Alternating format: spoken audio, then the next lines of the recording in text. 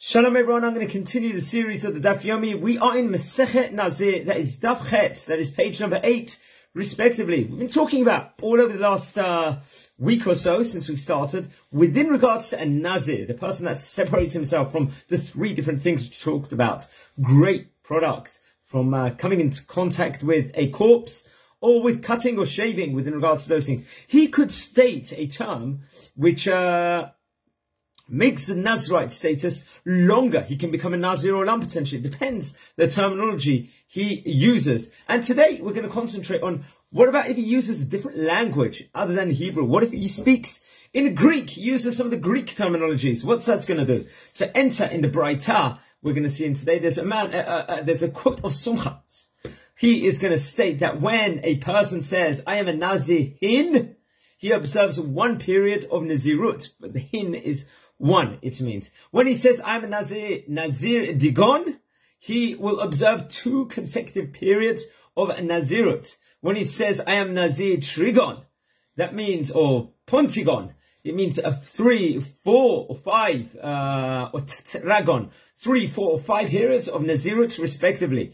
And Tosfot explains, actually, that these are Greek words for specific numbers over there. So he's using the Greek terminology, and it looks like that will be enough with regards to putting the Nazir status upon himself. However, it could be, just to add, if Sumchos's intention is to teach that one may accept upon himself a Nazirut in any language, why does he not simply say that a person who accepts a Nazirut in any language is a Nazir? Why is he specifically using the Greek terminology here? Is it just the Greek and the Hebrew which will make someone into a Nazir? Or is it any language over here? Also, the Mishnah in Daf Bet, in Amud Aleph, it teaches that a person may make an oath of Nazirut in any language. So it looks like any language, if we go by the logic of the Mishnah, or also work within regards to putting the Nazir status upon someone within regards to that. For example, a kinoi of Nazirut is like Nazirut, according to Rabbi Yochanan. He learned in Nedarim, page number 10 over here. However, the Tosfot gives an answer from Baba Batra in page number 164. He says that normally when a person accepts a Nazirut status on himself in a foreign language, he becomes a Nazir only if he understands that specific language and is aware that he is accepting the Nazirut status upon himself.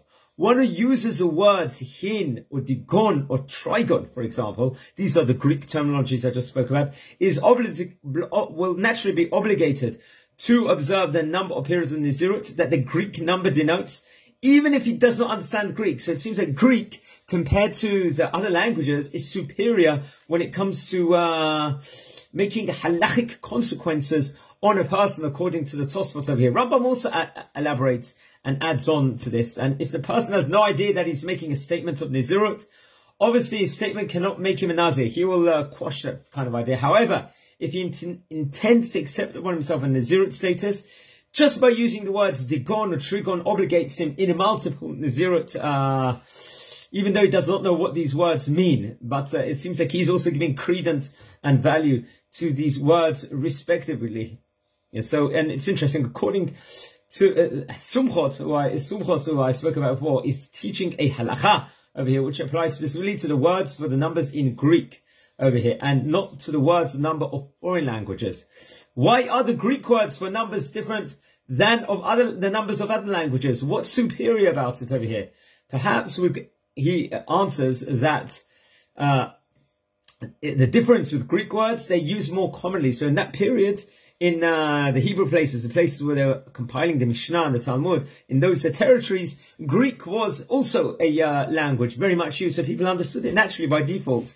But other languages, or the other 70 languages, other than Lashon HaKodesh naturally, that would not have a credence within regards to doing it because people simply didn't speak it or didn't understand. Also, another reason could be is that one might have thought that a person may accept Nazirut in any language only when he uses a single language in his statement. However, Sumchos teaches that a person may mix different languages in his statement, as long as the 2 languages are commonly spoken in that place, such as Hebrew and Greek. Over there, those 2 languages are used, which at that time was spoken in the land of Israel, in those modern terms. Then it has that sort of credence.